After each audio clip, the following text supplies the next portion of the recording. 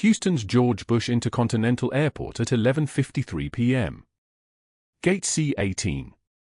The fluorescent lights buzz overhead like angry wasps, casting everything in that particular shade of institutional white that makes human skin look like it belongs on a corpse.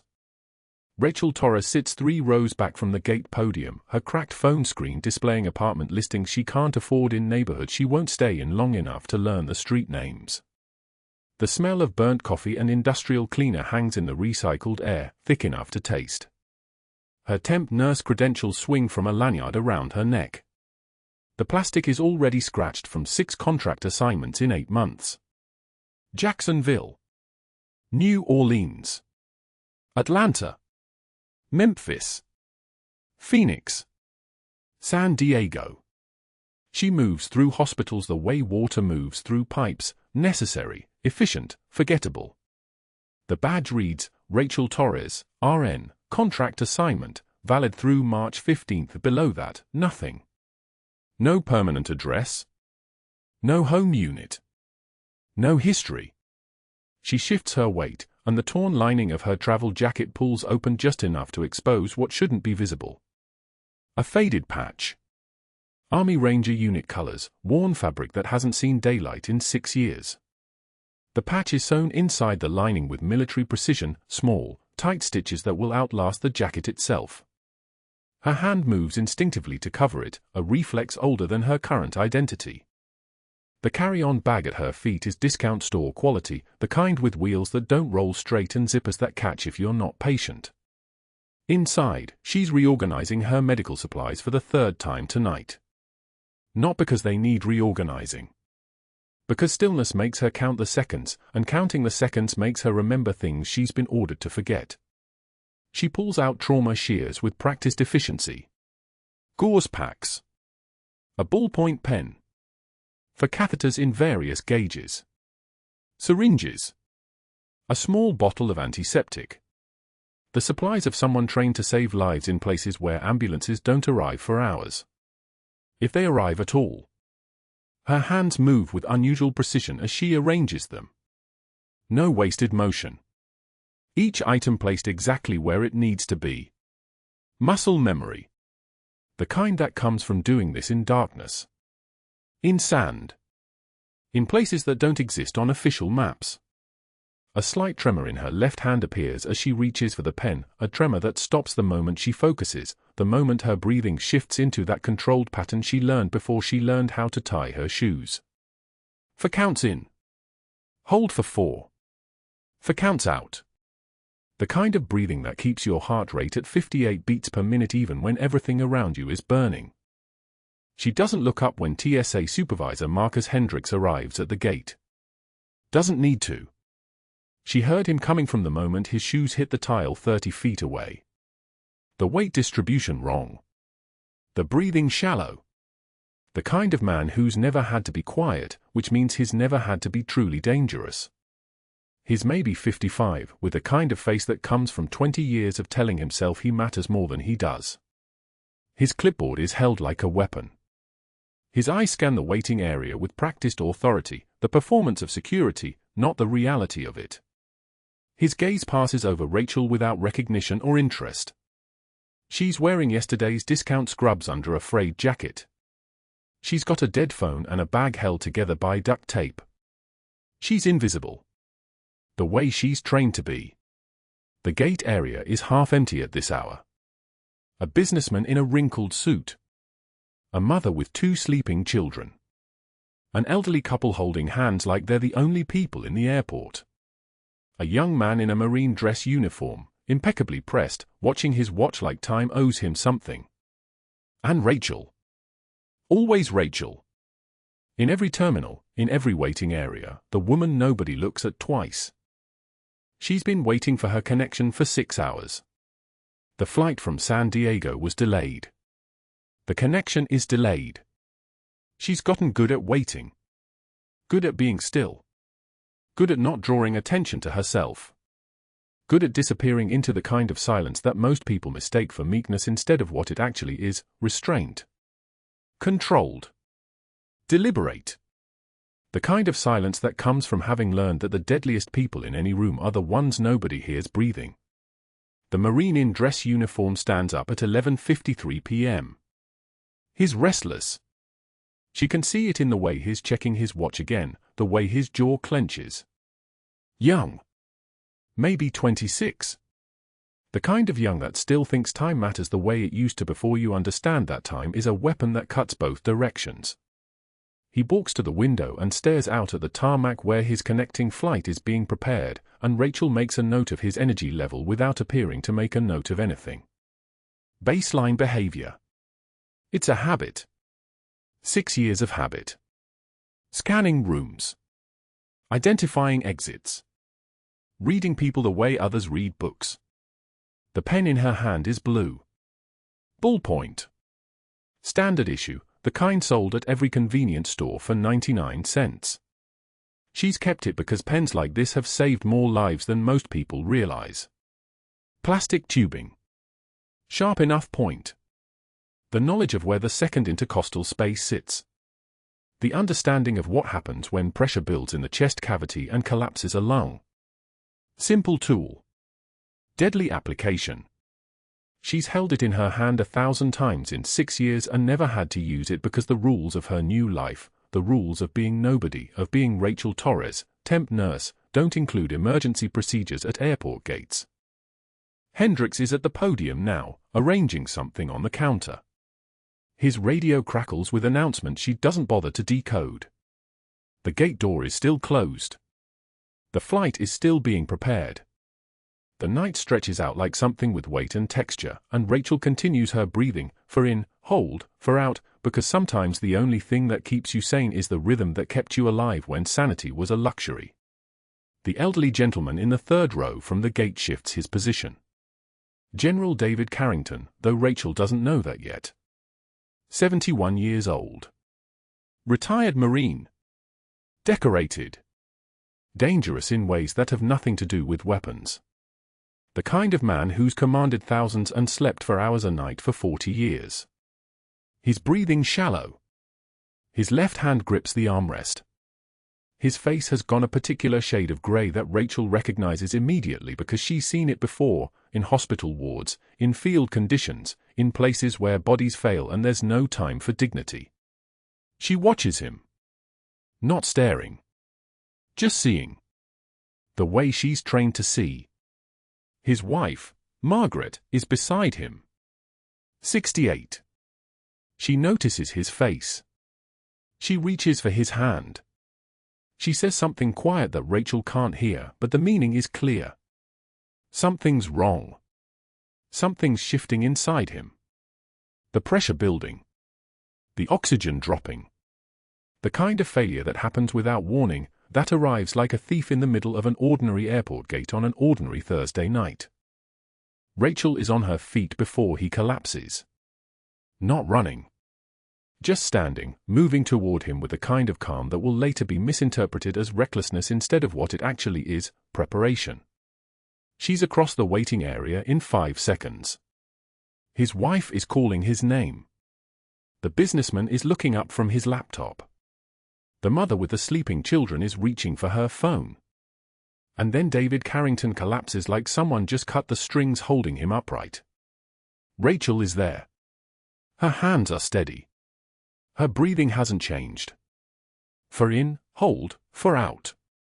The rest of her brain is moving faster than conscious thought can track, scanning him, reading him, understanding what her eyes are seeing before her mind has finished processing it.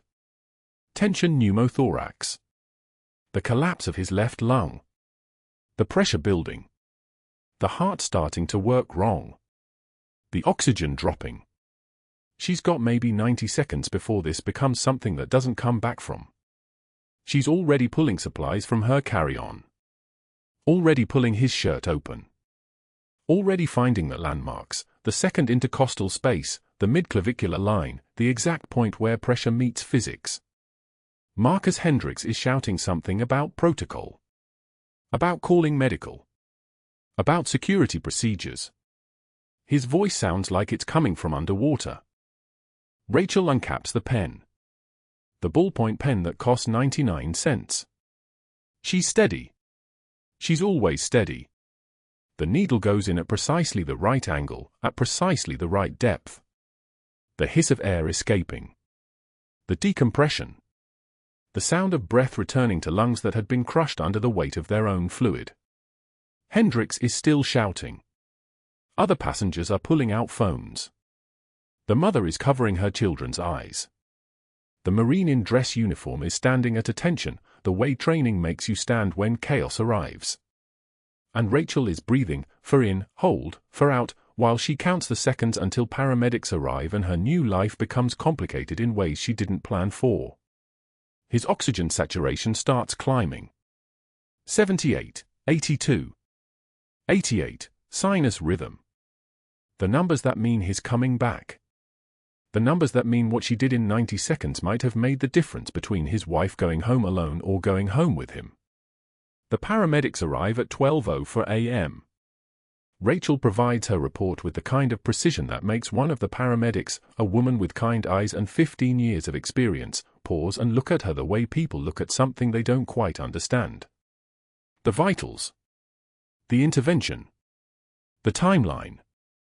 The exact details of what went wrong and how it was corrected. This isn't how temp nurses talk. This isn't how someone without military training describes a medical emergency. But there's no time for questions. David Carrington is being loaded into the ambulance. Margaret is holding his hand. The paramedics are radioing ahead to Sacred Heart Hospital. And Marcus Hendricks is watching Rachel with an expression that's just starting to shift from anger into something more dangerous. Suspicion. He pulls her aside 30 seconds after the ambulance doors close. Not with words. Just with presence. A gesture. The kind of command that works on people who've learned to follow orders. His sterile security office smells like stale coffee and the kind of fluorescent light that makes you feel like you're being scanned for weapons you don't have. The kind of room designed to make civilians feel small. But Rachel has stood in rooms designed to make trained soldiers feel small, and she's never flinched. Hendricks is already writing. His pen is moving across the incident report form, and his words are choosing themselves carefully. Unauthorized medical intervention. Civilian interference with TSA protocol. Potential violation of medical licensing requirements. The pen moves like it's writing a story he's already decided is true, and Rachel is just a detail that needs to be recorded correctly. You're not a doctor, he says. Not a question. No, Rachel says. Her voice is quiet. The deferential voice. The voice of someone who's learning to be invisible. I'm a contract nurse. Licensed in Texas. My credentials are valid. He doesn't look up from his writing. That wasn't the question. She doesn't answer. Sometimes silence is the safest thing. He finishes his report and sets down his pen. That gentleman was General David Carrington. Retired Marine. Which means this situation just became complicated. He pulls out his phone. Dials. Waits. When someone picks up, his entire demeanor shifts. His voice becomes smoother. More practiced. Yeah, it's Hendricks. We had a situation at C-18. Had to redirect an ambulance to Sacred Heart. A pause. He's listening to something. No, the paramedics handled it.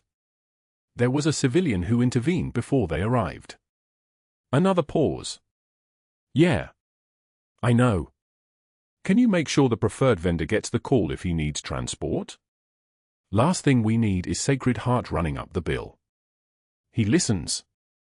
Nods even though nobody can see him. Exactly. I'll file the report.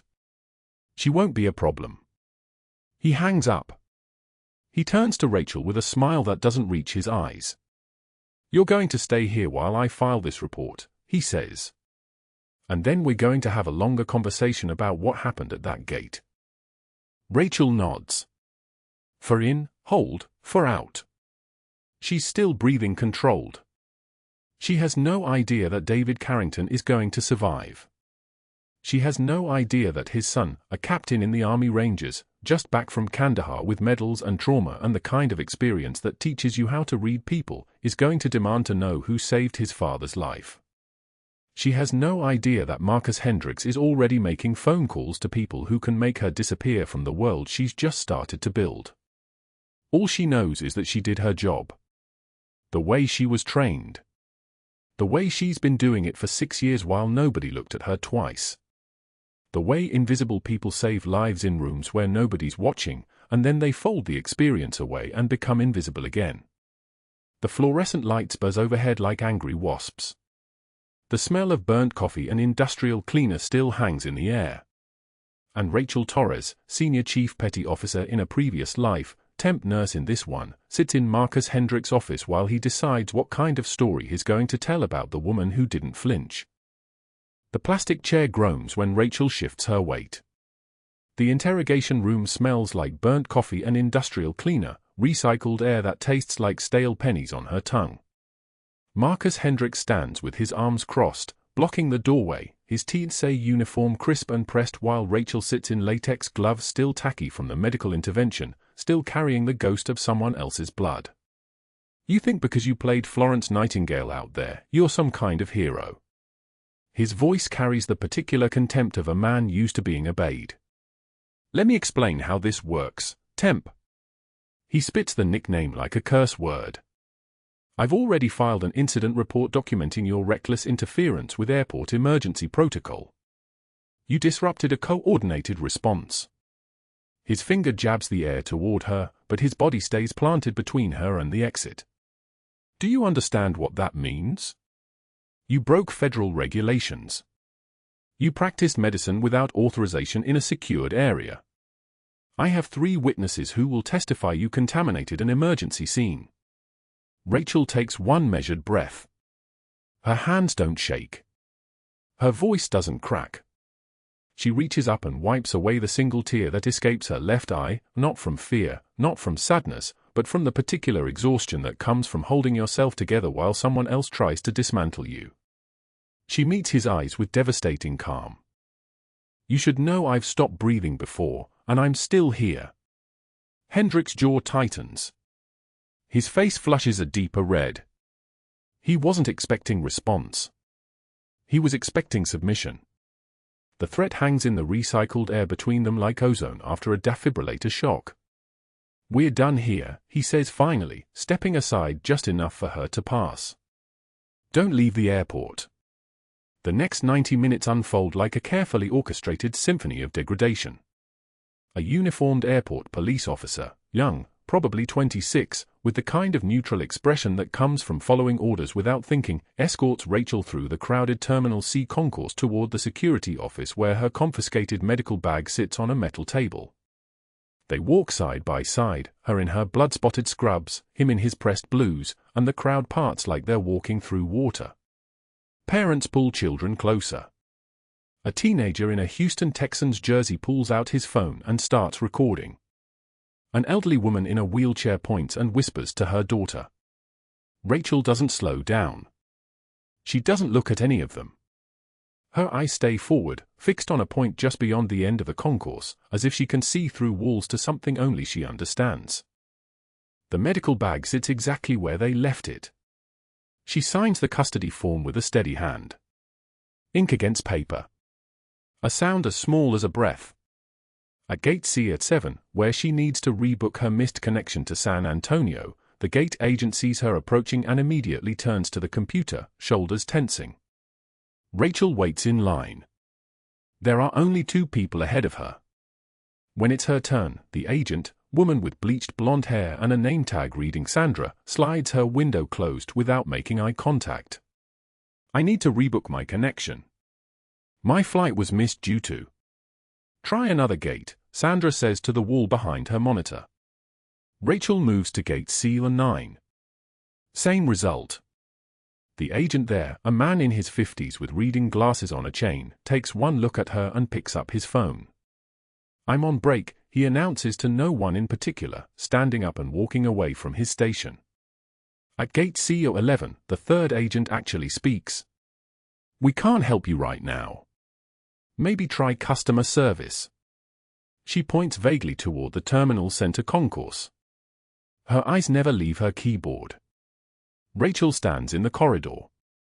Travelers flow past her like she's a stone in a river. She watches a mother with 2 young children hurry by, the smallest one turning to stare at Rachel's blood-stained scrubs until the mother pulls her forward. A businessman in a charcoal suit stops, pulls out his phone, takes a picture of the trespasser advisory that's now posted on the security bulletin board 17 feet away, and walks on. The trespasser advisory. Hendricks had printed it on white paper with a red border, like a wanted poster from a Western film. Her gate camera photo, taken 2 hours ago, her expression caught mid-explanation to TSA, her hair falling across her face, is printed large enough that everyone can see her clearly. Underneath the photo, in capital letters, individual detained for an authorized medical intervention. Report any suspicious activity to TSA Supervisor Hendricks. Not a security threat. Not a suspect. But close enough. Rachel watches from 20 feet away as passengers slow to read it. A TSA agent taps the bulletin board with his finger, drawing a colleague's attention. 2 flight attendants in their Navy uniform stop and study the photo, then look around the terminal as if she might suddenly materialize. A little boy points at the bulletin board. "Mommy, is that lady a bad person?" "Don't look, honey. Come on." The air pressure changes when Hendricks emerges from the security office, phone already pressed to his ear. He positions himself directly in front of Rachel, ensuring she can hear every word. His voice is all business now, all controlled precision.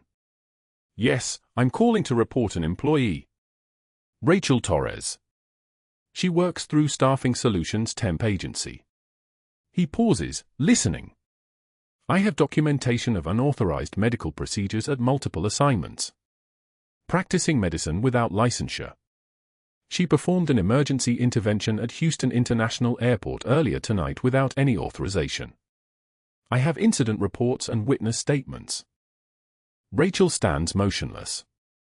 She can hear the person on the other end of the line, a woman, probably in her 50s, probably exhausted, probably done with her job for the day. "Recommend immediate termination. Her credentials are clearly falsified." "Yes, I'll email everything. Within the hour." He hangs up and turns to Rachel. His smile is a wolf showing its teeth. "Blacklisted by morning. No temp agency in Texas will touch you after this. You made one hell of a mistake playing hero today, temp." He leans closer. "And just so you're clear, I'm calling the FAA compliance office. Practicing medicine without local authorization is a criminal matter. You'll be charged. You understand that?" Rachel's response is barely above a whisper, but it cuts through the ambient noise of the terminal like a scalpel through skin. "I know what a collapsed lung sounds like from across a room. Do you?" Hendricks blinks. It's the first moment his composure fractures, just slightly, just enough for Rachel to see it. He doesn't know how she knew about the lung. The paramedics hadn't announced it yet when she initiated the needle decompression. The man had been conscious and aware, no obvious respiratory distress, and yet she'd acted with the certainty of someone reading data from equipment only she could see. He recovers quickly, straightening his tie. "Get out of this terminal. Now. Security will escort you out the employee exit. Don't come back." The rain hits her like a greeting. The employee exit opens onto a service drive that runs behind the terminal, and the downpour has intensified since she performed the decompression. Rain hammers the asphalt like applause, creating small rivers that run toward the storm drains. Rachel's cardboard box, containing her confiscated medical supplies, a cracked coffee mug from Harbor General with RN printed in faded letters, a dying succulent in a plastic pot, and a water-stained photograph of a SEAL team she can never acknowledge, grows heavy with absorbed moisture. The security guard who escorts her, an older man with silver at his temples and the kind of tired eyes that come from working graveyard shifts for 18 years, doesn't say anything. He just holds the door open long enough for her to pass through, and then closes it behind her with a soft click. She stands at the bus stop in the employee parking area. The shelter has a hole in its plexiglass panel from where someone threw a stone 6 months ago. Water drips through it at regular intervals, a metronome counting down to nothing. Her reflection appears and disappears in the puddles forming around her feet, a ghost of a woman who performed surgery with a ballpoint pen and was erased for it. The bus schedule on the shelter wall is weathered and water-stained. The next northbound bus departs in 22 minutes. She waits. A car passes. Then another. Then a delivery truck that sprays water across the sidewalk, soaking her scrubs further. She doesn't move. She doesn't flinch. She simply stands in the rain with her soggy box of confiscated evidence and watches her reflection dissolve in every puddle that forms. But that wasn't the worst part. The worst part was that Hendricks, alone in his office 40 minutes later, was pulling up the airport security footage on his computer. He was rewinding through the moment Rachel initiated the needle decompression. He was watching her hands move, steady, precise, utterly certain. Not the hands of someone who learned from YouTube videos or medical textbooks. The hands of someone who had done this before. Many times before. He paused the frame on her face in the moment after the hiss of air escaping confirmed the lung collapse. Her eyes. That wasn't relief. That was recognition. That was someone meeting an old acquaintance. He zoomed in on the medical supplies she'd laid out. The organization. The tactical efficiency. The way she'd prioritized by function, not by how civilians organized things. He'd seen combat footage once, when his cousin was deployed to Afghanistan. This was that kind of organization. Military supply organization. His cursor hovered over his phone. His jaw clenched. He picked up the receiver. The rain came down like it was trying to wash her away entirely. Rachel stood at the bus stop 3 blocks from the airport, clutching a cardboard box that grew softer by the second, the edges beginning to collapse inward like they were giving up. Inside, a cracked coffee mug from her last hospital rotation at County General, brown ring staining the inside where she'd never bothered to fully clean it. A dying succulent with leaves turned papery brown at the edges, something she'd kept alive through 6 moves and 4 different identities. And the photograph. The one she was never supposed to keep. Her SEAL team in full gear, faces hard as granite, standing in front of a Chinook at FOB Shank. That was 2008. That was before. Before Syria. Before the extraction went sideways and 3 State Department diplomats didn't make it out. Before someone very high up decided that Senior Chief Petty Officer Rachel Torres needed to cease existing, at least on paper. The military had scrubbed her records clean 6 years ago, not erased them, scrubbed them. Redacted. Filed away in a compartment so classified that even asking about them was a federal crime. She was supposed to disappear into civilian life and never surface under her real identity again. The rules were clear. The consequences for breaking them were clearer. 3 buses passed without stopping. The first driver saw a drenched woman standing alone and assumed instability. The second driver never even slowed. The third one's eyes met hers through the windshield, and she saw him make the calculation, wet, alone, holding a falling-apart box. Not worth a stop. She didn't flinch. She'd been invisible before. This was just a different kind of invisible. The puddles around her feet collected her reflection and then erased it. Rain hammered the pavement like applause for something she hadn't won. Her shoulders were soaked through now, the fabric of her scrubs clinging to her skin like wet gauze, and somewhere across Houston, a Marine general was fighting for his life in a hospital bed because of something she'd done. Because she'd seen someone in distress and moved. Because muscle memory didn't care about classified extraction operations or disappeared identities or federal orders to vanish. Because some things were bigger than the rules. Her phone had buzzed 6 times in the last hour. The temp agency's message came through first, termination effective immediately, all pending contracts cancelled. Professional references withdrawn.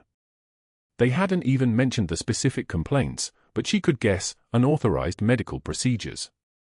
Practicing without proper credentials.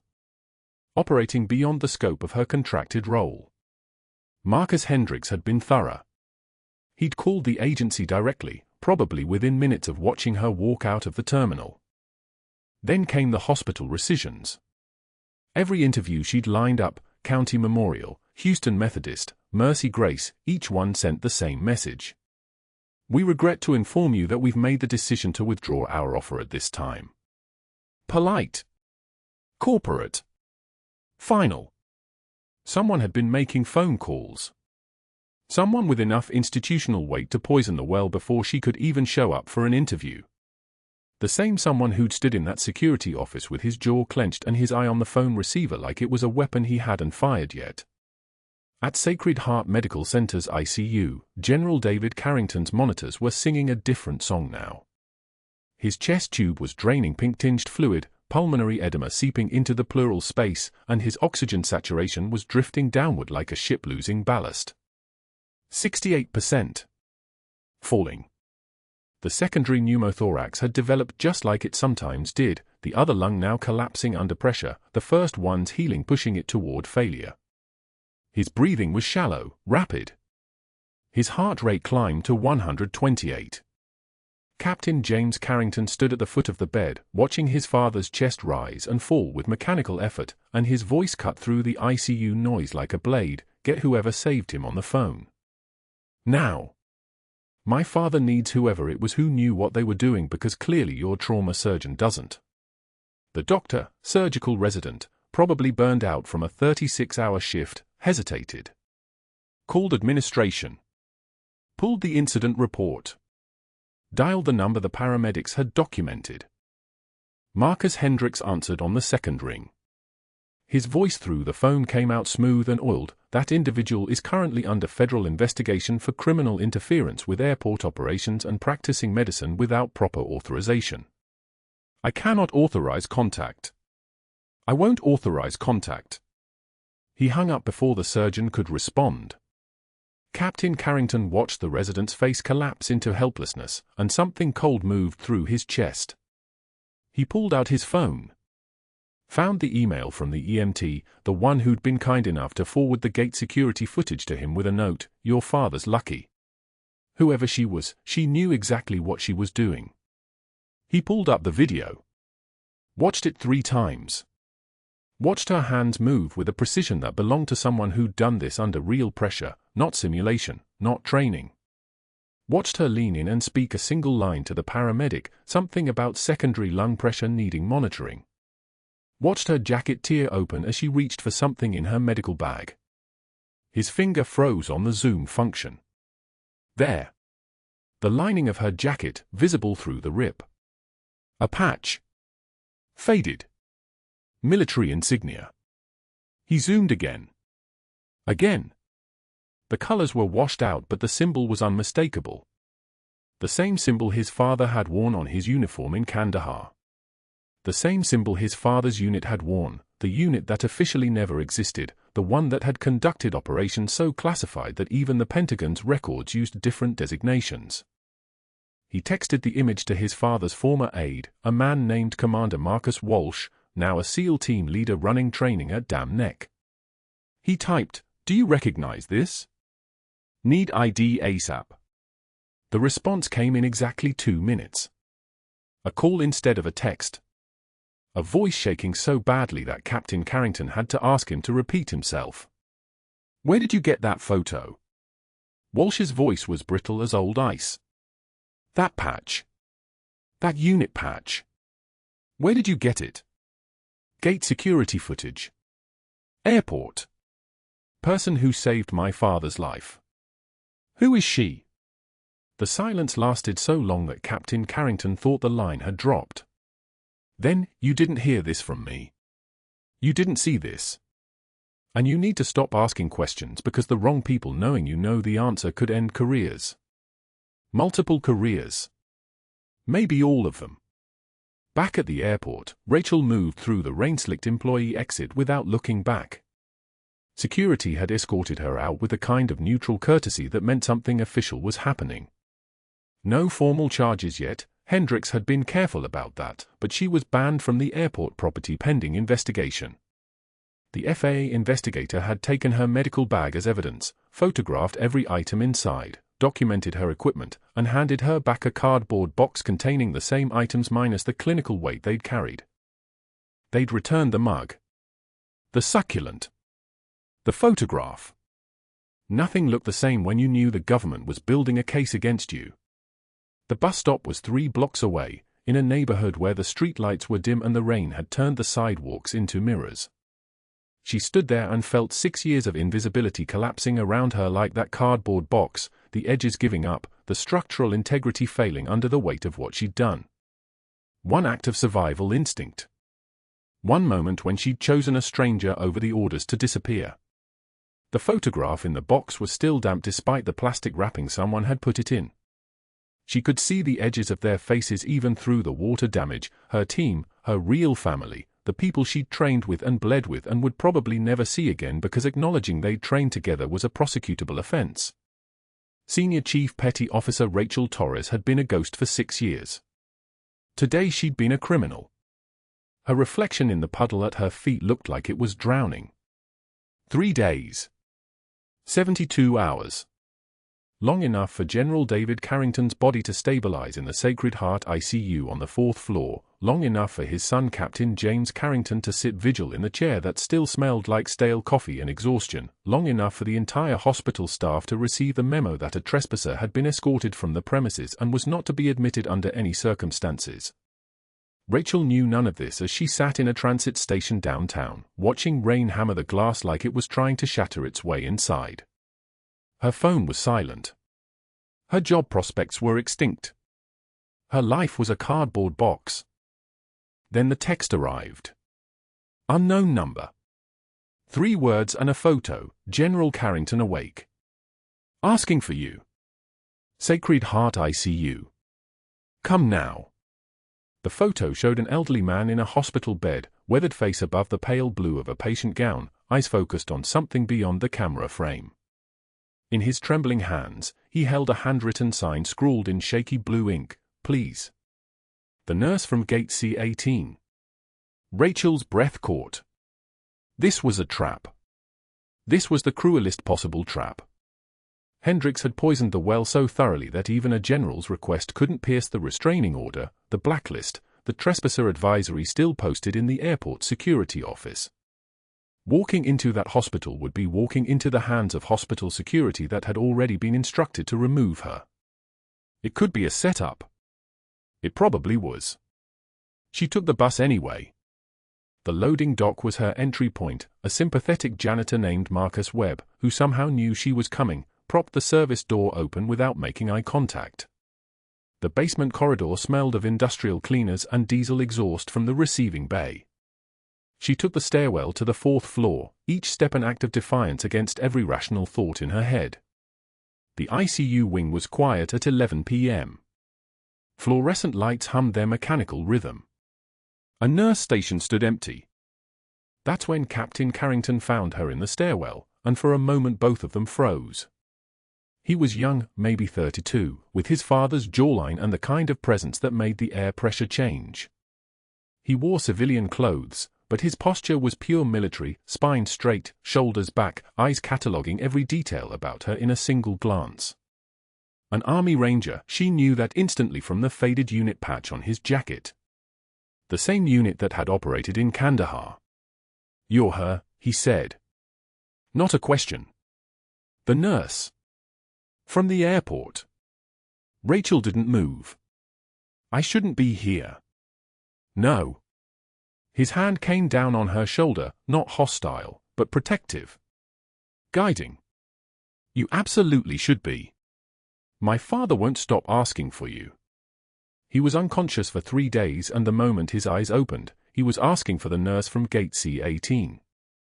"He saw your face for maybe 3 seconds before he collapsed and he says you saved his life." His voice softened. "He says thank you." They walked to the ICU room together, Captain Carrington's hand never leaving her shoulder, glaring at nurses who stared as they passed. The hallway seemed longer than it should have been. Rachel's tactical training screamed at her to leave, to exit through an emergency stairwell, to disappear before this collapsed into something worse. But her feet carried her forward anyway. The door to room for 18 was partly open. Machines beeped their steady, reassuring rhythm inside. General Carrington's eyes opened the moment she entered. They tracked across the room and found her. Then his gaze dropped to her jacket, the same travel jacket she'd been wearing at the airport, worn thin at the elbows, the lining torn and frayed. His pupils dilated. He was looking at something specific. The patch. The faded Army Ranger unit patch visible through the torn fabric. His weathered hand, lined with fur tubing and age spots, began to tremble. He reached toward her with the careful deliberation of a man whose body was still learning to obey commands. His fingers found her wrist. She could feel his pulse racing against her skin, faster than his heart monitor indicated was possible. He pulled her close. The old man's voice was barely breath, a whisper that carried the weight of years. Serpent. The room tilted. That word. That single syllable.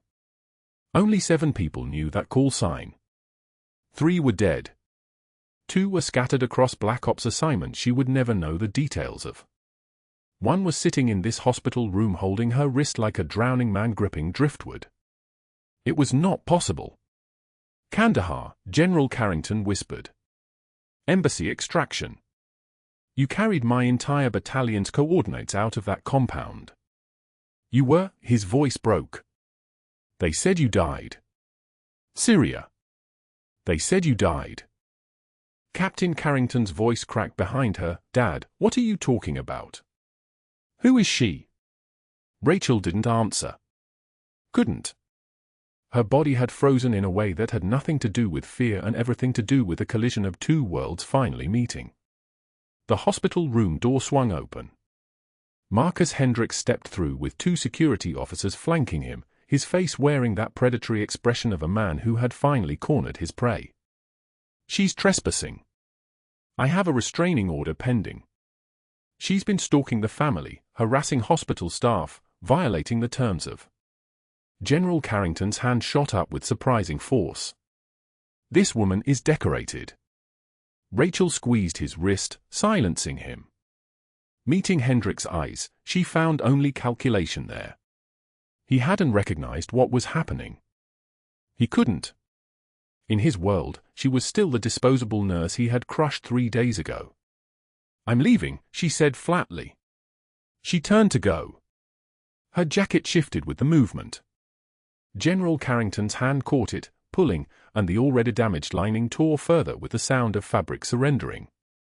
The patch, Army Ranger unit colors, worn and faded, fell to the tile floor in slow motion. Captain Carrington moved faster than the rest of them. He bent down and picked it up, his fingers closing around the embroidered edges. He looked at his father. The old man's trembling finger pointed at the patch in his son's hands. Tapped it once. Then tapped Rachel's shoulder. Then tapped his own chest, directly over his heart. The son's eyes widened. Not in confusion. In recognition. Dad says. His voice cracked. Senior Chief Petty Officer. A nurse in the corner of the room dropped the medical file she had been holding. Folders scattered across the tile floor like white birds. Redacted operation report spilled across the sterile floor, and there, visible in the margins, her name, printed in black bars of classified redaction. Rachel Torres. Rachel Torres. Rachel Torres. The room went so quiet you could hear the ventilator in the next bed breathing for a patient who could no longer breathe for themselves. Hendricks' face drained of color. Not anger. Fear. The specific fear of a man who had just realized he had been swinging at shadows while a ghost walked toward him. The door opened again.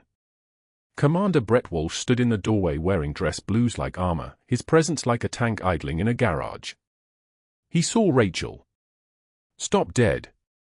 Snapped to attention so sharply it echoed through the ICU corridor. Senior Chief Petty Officer Torres. His voice carried down the hallway. Hospital staff frozen mid-step. A code blue team pausing in their run. Every ear in that wing suddenly pointed toward room for 18. Unit, Naval Special Warfare Development Group. DivGru. SEAL Team 6. Walsh's voice was precise, formal, the voice of ceremony and consequence. Kandahar, October 2008. Embassy compound overrun. Senior Chief Torres carried 5 wounded personnel through 6 blocks of hostile fire while coordinating air support with a damaged radio and hand signals alone. She had General Carrington's battalion coordinates memorized because all communications equipment was compromised. Captain Carrington stood frozen, the patch still in his hands. "Show them," Walsh said to Rachel. Not a request. It was a command. Rachel didn't move for 3 seconds. Then she reached down and pulled her left sleeve up past the elbow. There, faded but permanent beneath the surface of her skin, etched in dark blue, GPS coordinates. 8 numbers. 2 decimals each. And beneath them, a single number, 3 to 5 Marines. General Carrington's hand went to his mouth. His eyes flooded with tears that traced lines down his weathered face like rivers finding their path home. Captain Carrington's voice came out as barely more than a whisper, "That's my father's unit. She has his unit tattooed on her body." An older woman in civilian clothes stepped into the room, Sarah Chen, DIA badge visible at her collar. She spoke in measured tones, each word weighted with classified authority. Decorations, Navy Cross for Valor in Kandahar, 2008. 2 silver stars for classified operations in Syria and Yemen. Purple Heart with 3 oak leaf clusters. She paused. She was declared killed in action in 2018 after a diplomatic extraction operation went sideways. 3 diplomats died. Senior Chief Torres was ordered to disappear because the mission was buried above top secret. Officially, she does not exist. Hendricks had backed against the far wall, his entire body shrinking into itself. His career evaporating with each syllable. The mission Senior Chief Torres ran that night, Commander Walsh continued, his voice the sound of history being spoken aloud, saved 47 personnel including General Carrington's entire battalion command structure. The intelligence she extracted prevented 3 additional embassy attacks across the region. She was recommended for the Medal of Honor. An FBI liaison appeared in the doorway, badge and credentials already extended. Her records are being restored as we speak. Senior Chief Petty Officer Torres, welcome home. Rachel didn't acknowledge him. She was looking at General Carrington, at the recognition in his eyes, at the tears falling freely now.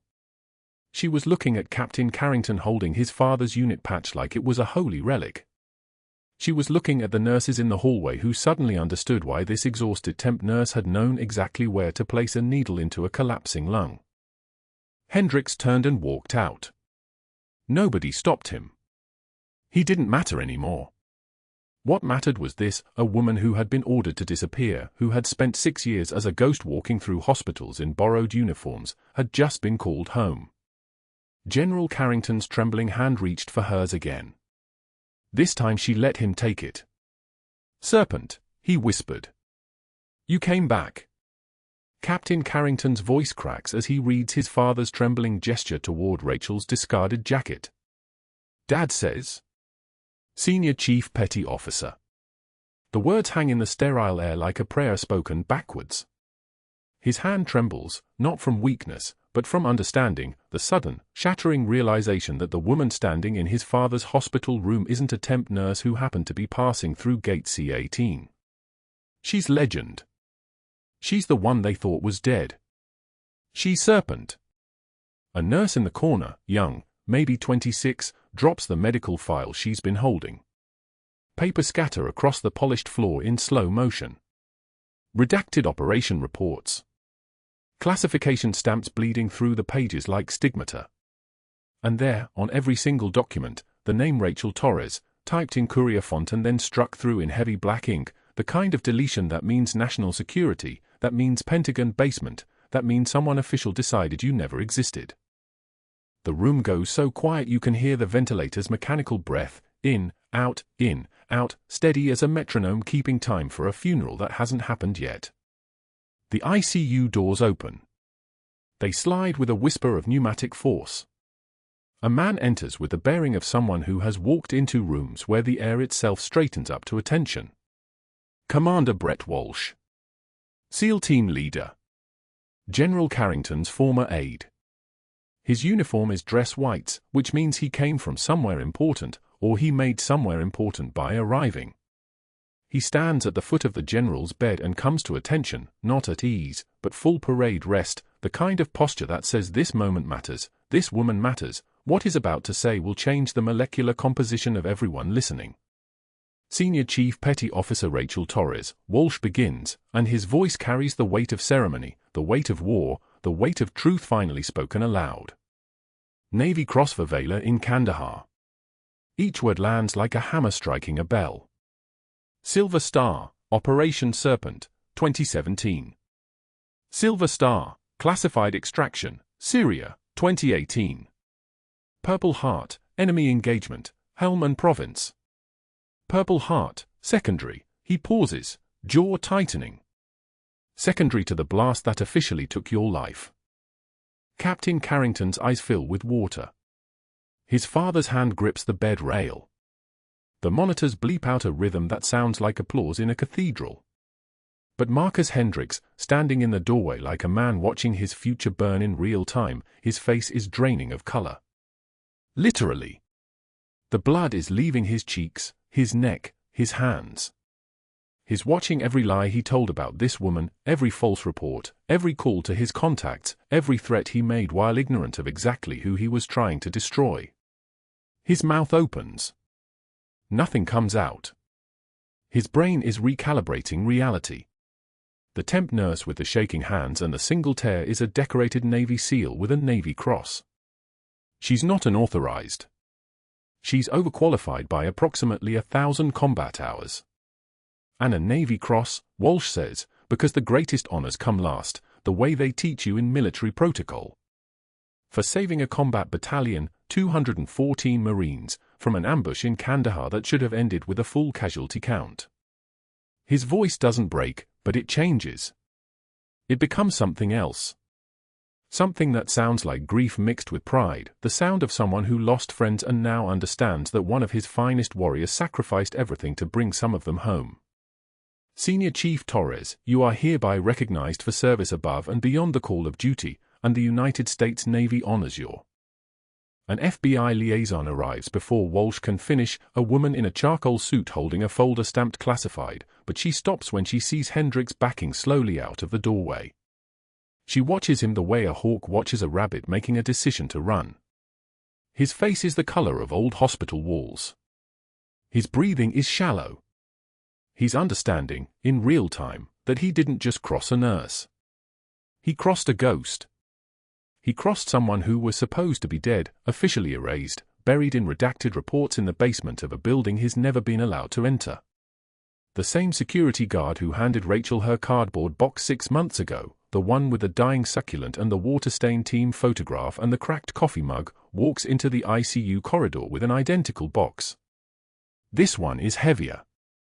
This one contains Marcus Hendricks' TSA credentials, his commendation certificates, his security clearance. The guard holds it the way a priest holds an offering that nobody wants. I believe you know the way out, sir, the guard says quietly. It's not a request. It's protocol. It's the sound of one door closing and another locking behind you. Hendricks leaves. No one watches him go. No one needs to. Everyone in that room is watching Rachel, who hasn't moved, hasn't flinched, hasn't reacted to any of this beyond the slight tilt of her head. But her eyes are moving, tracking everything, the way a sniper scans terrain. The way someone who has made life-and-death decisions in rooms where the walls were concrete and the ceiling was metal listens to truth finally breaking through a 6-year silence. 6 months pass. Time moves the way it always does, in heartbeats and seasons, in new briefings and old scars that stop hurting and start teaching. Rachel walks through the gleaming hallways of the Joint Special Operations Medical Training Center at Sacred Heart Hospital, and her boots click against polished floors with the sound of someone who belongs somewhere. The brass nameplate outside her office reads, Rachel Torres, SCPO, RET, Trauma Consultant and Combat Medic Instruction. The letters are engraved deep, the kind of deep that says this is permanent, this is official, this is never being erased again. Her office walls hold photographs. The main one shows her in dress white standing beside General Carrington in his marine dress blues, and the light hits the frame at an angle that catches their reflections, both of them finally wearing the medals they earned, the Navy Cross visible on her chest like a statement, like a promise, like proof. Her reflection in the glass is sharp and permanent and undeniably there. She teaches combat medics from the 75th Ranger Regiment how to perform needle decompression under pressure, how to recognize tension pneumothorax in the field when there's no CT scanner and no time and only your hands and your knowledge standing between someone living and someone not. She teaches them that protocol is written by people who've never had to choose, but warriors know when to break protocol and how to live with the consequences. She teaches them that fear is just data your body is sending you, and you can acknowledge data without letting it drive decisions. A young medic raises his hand during the Kandahar module. "Senior Chief, how did you know what to do in that compound when the wall came down?" Rachel thinks about the question. She thinks about the 3 diplomats she couldn't save, the ones whose families finally called to thank her once the mission was partially declassified. She thinks about the choice to act anyway, knowing it would cost her everything. "You do not need a badge or a gun to be a warrior," she says quietly. "You just need to be willing to pay the cost of doing what's right." The room goes silent. Then, as one, every medic in that classroom stands and salutes. Rachel returns it, chest straight, eyes forward, her reflection finally permanent in the windows behind them. Across the city, at Houston Community College, Marcus Hendricks stands in front of 23 students who check their phones while he demonstrates chest compressions on a plastic dummy. His hands shake slightly. His voice is hoarse from explaining basics to people who don't care. He teaches CPR fundamentals for minimum wage. His cardboard box still sits in his trunk, never unpacked. Some doors, once closed, are never meant to open again. Outside Sacred Heart's new training center, a small bronze plaque catches the afternoon light. It reads, "In honor of Senior Chief Petty Officer Rachel Torres, USN, who taught us that heroes don't always wear uniforms, but they always answer the call." Rachel walks past it every morning. She finally walks through doors that see her. She finally exists. If you made it this far, you understand what it means to finally be seen. To matter. Subscribe for more stories of hidden warriors who change everything from the shadows. Leave a comment, tell us who you think deserves recognition. And hit that bell so you never miss the moment when the quiet ones finally stand up.